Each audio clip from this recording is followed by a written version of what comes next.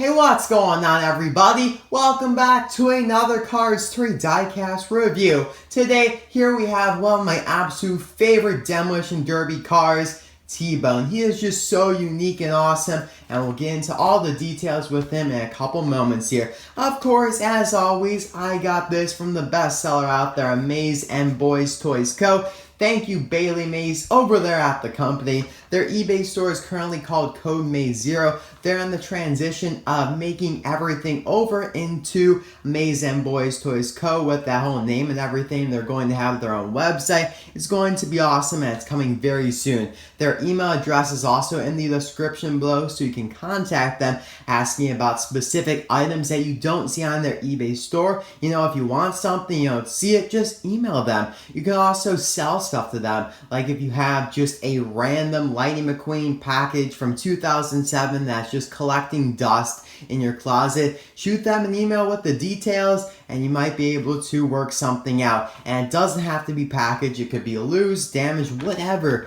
It really does not matter. And they do ship worldwide, so if you're out there in Australia, no problem at all. So that is all, and now let's get right on to the poll. Of course, we gotta do the poll. I always keep forgetting because it's kind of like a new thing to my channel. I know I used to do it earlier on in the year, then I stopped it around May 1st, and now we're back doing it because you guys seem to really like it. But anyway, T-Bone won the poll on my video of Roscoe right here. Check it out if you haven't seen it. The link will be in the description below. He received 73% of the vote, which was 469 votes. So let's just applause here for T-Bone. That's a big win for him. Congratulations to him. And now the options for my next video are as follows. Broadside here is option number 1. Then we have Jimbo, option number 2. Both are Demolition Derby contenders, as are APB, option number 3. And option number 4, Fishtail. So there's not an option 5 because of all the new stuff I've gotten lately. Those are the only 4 things I have left to review. Now, yes, I still have to review the haulers, Punchy Wipeout, and a couple other things I do believe, but I want to get all the new stuff out as soon as possible. And then when there's a downtime, we'll go back to some of that older stuff that you guys still want to see. I get comments all the time like, where's Punchy Wipeout? I'm sorry, it's coming out very soon. I mean, I know I said that before, but I mean, soon is a perception of time. So soon could be in a couple years versus 10 years, right? No, I'm just kidding. It won't be that long. It'll definitely be this year, at least I definitely hope so. But anyway, it's now time to get into the review of this awesome Demolition Derby contender. This guy is just so amazing, something that Mattel has never done before, very unique. And I guess I really shouldn't be saying that because it was Disney and Pixar's idea to have a car that's crooked like this and bent, and now Mattel was just following suit by releasing the diecast. So it really, you know, all the credit should go to Disney and Pixar. So, you know, great job, great thought there. He did obviously appear in the Demolition Derby contender number 45, and he did get a little bit of a feature. I will explain. I know a lot of you guys have seen the movie, and even if I do explain this, it's not really a big spoiler for those in Italy, for example, and the movie doesn't come out there until like September, maybe 28th. That is absolutely insane. I'm sorry for you. But don't watch a video or a pirated version online. Don't do that. That's not cool. But if you did, whatever. I don't care. But anyway, he appeared in the Demolition Derby, and like I said, he got a pretty big feature. So basically, he's driving along like this, and then someone hits him. I don't remember. It wasn't in a trailer, and I don't think I'll be able to get a picture of him for the video here, but if I do, it'll be on the screen right there if I find him in a trailer. I always keep going back to that Demolition Derby clip that they officially, like, rightfully released. Not the clip at the Road to the Races, because that really shouldn't be on YouTube. It got leaked, so I'm not going to show anything from that. But basically, he got hit and then became straight again. It was absolutely like a wonderful moment for him. He was like so joyful and like jumped around and drove like normal, and then someone hit him again and bent him up again. So it was kind of like a psych moment there because he went from being like so happy to being back to the way he was. But something happened where he just got bent into this position pretty permanently. I mean, look at that. Someone just hit him right there,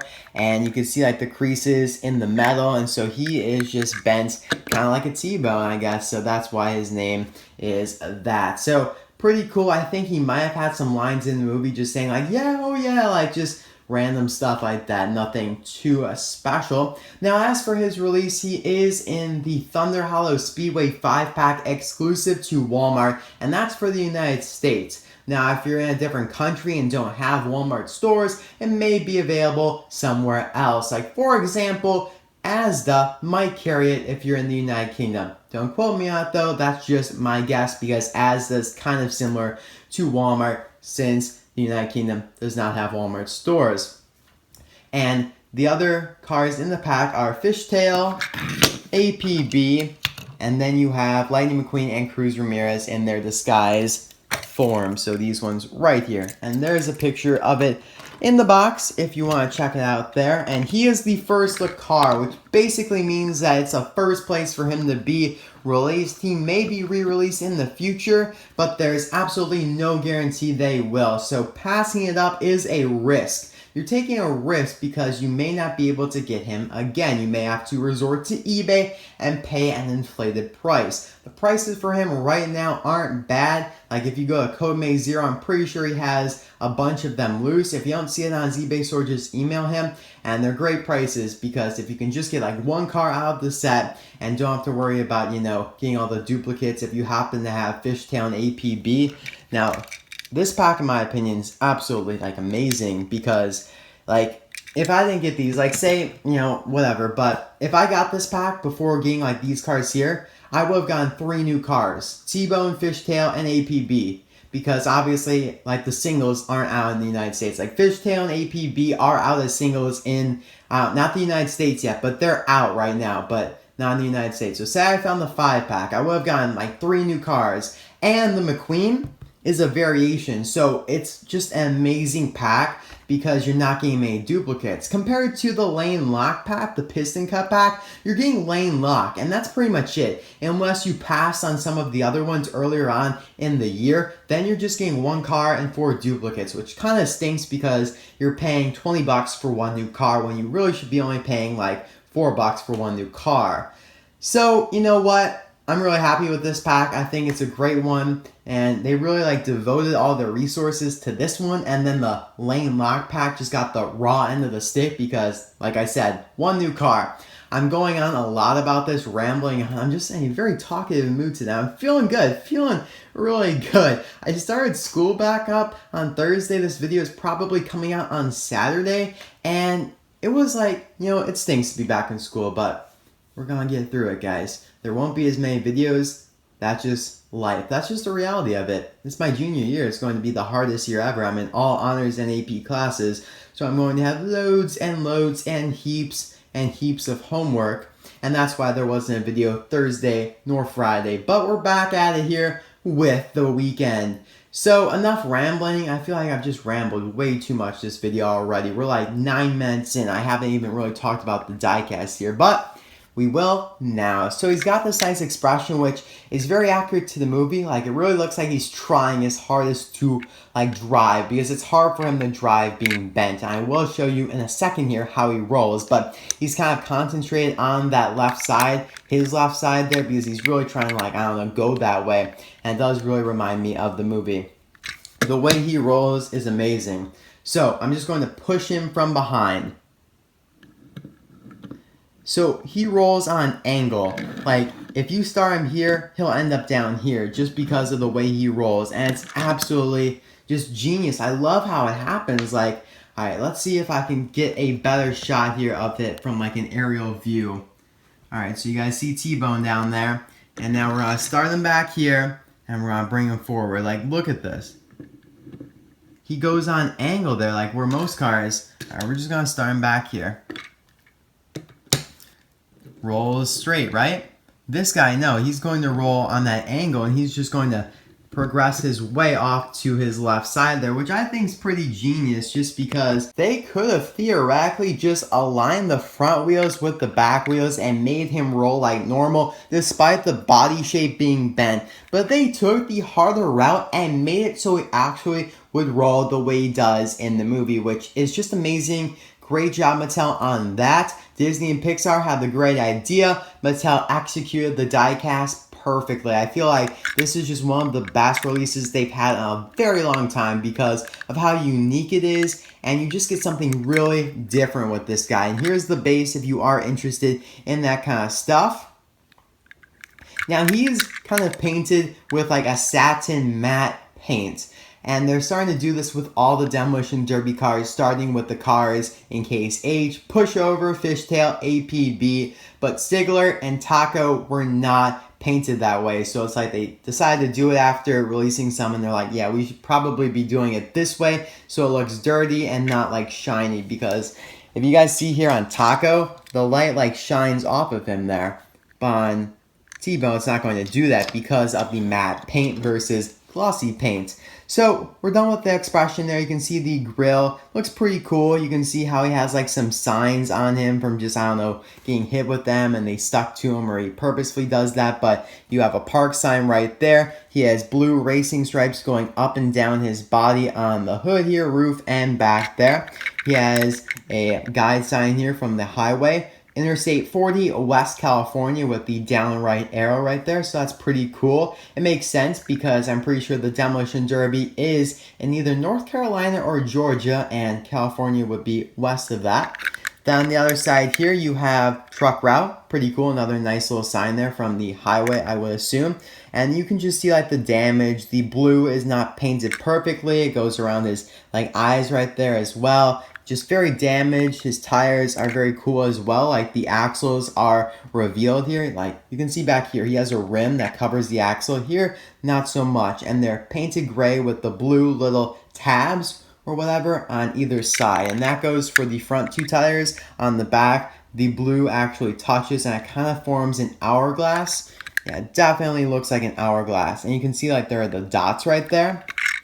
That is not on this one back here, so pretty much 3 different wheels on him. That's pretty cool. Only one duplicate, which are these two here in the front. On the side, you have this yellow, very sloppily painted 45 outline in red and orange. Looks really cool there. And then you can see the windows painted blue. The back one here is boarded up with, looks like some sheet metal, a metal sheet or whatever. On the roof here, you have his name, T-Bone, again sloppily painted in blue. You have the blue stripes again, and then you can see just the creases in the metal here from being hit, obviously, and it's just very nicely detailed. It's textured too, so you can feel that. Like that feels like it's like all crunched up, versus over here it's a little bit more smooth, and you can definitely feel like paper crunched up. It kind of feels like that, I guess, but more firm. So very nicely done there. Now this side is different from the other side because first you don't have 45. He most likely did that because this side's straighter. This side's bent, so he just has the speed limit 45 sign right there. Very cool. And you can just see how like the yellow or gold color on him is darker here. It looks like it's muddy, versus up here it's a little bit lighter. It's just a very nasty looking color. It's like he used to be yellow, but he's just so dirty. It's like a mustard snot yellow now. Now on the back here, in addition to him being 45, he has a route sign 45 as well. So he must have really gone hunting for that to match his number. Or maybe he got it before he chose his number. 45 here on the back, yellow, red outline again.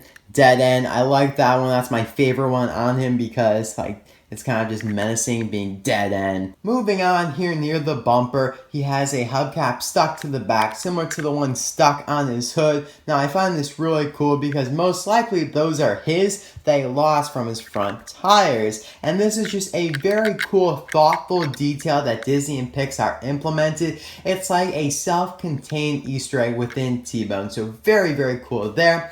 Of course, you have the blue stripes continuing on, and instead of taillights being there and there, he has the exhaust headers, which provide for better exhaust flow since he's really overworking himself and he needs that extra flow of exhaust combustion and whatnot. That's at least what I read from Wikipedia, of course. And they are discolored so that the back ends here are gray like they normally would be, and then the tips are burnt black because that's where all the exhaust comes out, and it would be burnt that way. Very nicely done there. They did not do that on Sigler, which was a rather disappointment unless he just got them replaced or he just got them. Otherwise, it doesn't really make much sense. But you can see here on Pushover, who has them as well. So that is all for T-Bone himself, and now let's move on to some comparisons that are really stretches because these cars aren't similar at all. I mean, with these Demolition Derby cars, it's just really hard to find cars that are similar to them, which is a great thing because it means Mattel is keeping them fresh with new castings and stuff like that, especially with T-Bone here being bent and all.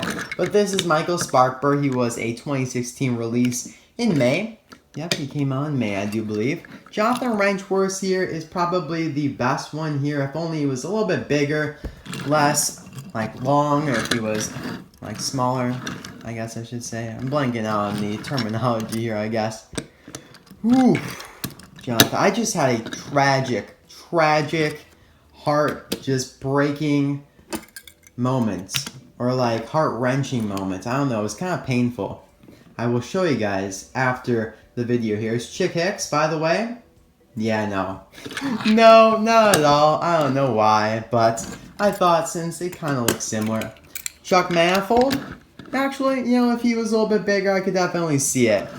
I could definitely see that, actually. I think Chuck might be the most similar, actually.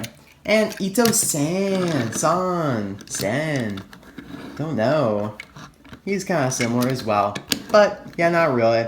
So, tragic moments will occur here after I wrap up the video. But thank you guys so much for watching. I hope you enjoyed it. Let me know out of the following cars right here, which one is your favorite. So, we're going to throw on the screen Taco, T-Bone, Siglert, and Pushover. Which one's your favorite? My favorite is probably T-Bone, but followed up by Pushover, then Sigler and Taco. But all these are really cool and they have great things to offer. T-Bone being bent, amazing. Taco, it's a taco. Sigler, love the patriotic colors and theme. Pushover, he looks like a tiger. I mean, you can't go wrong with a tiger. And the tragic moment did involve him. I'm sure you guys were thinking, did you just have a breakup or something? Yeah, Pushover and I just broke up. No, Pushover. Alright guys, just watch. See you guys later. Hopefully you enjoyed the video. Don't forget to vote if you do want to. Thanks again. I really do appreciate all the support lately despite, the lack of videos over the past couple days. But, tragic moment. Now, do you guys see that? I put him on top of Arvy just like he was in the movie. Oh, shoot. No. That was bad. Oh, man. I don't think I've ever yelled that loudly in a video. Sorry about that, guys. That literally freaked me out, though, because he just slid right on off. Pushover looks good, though. He looks good. I have this on my finger, though. It kind of looks like white paint. That might have chipped off. Ooh, gosh darn it.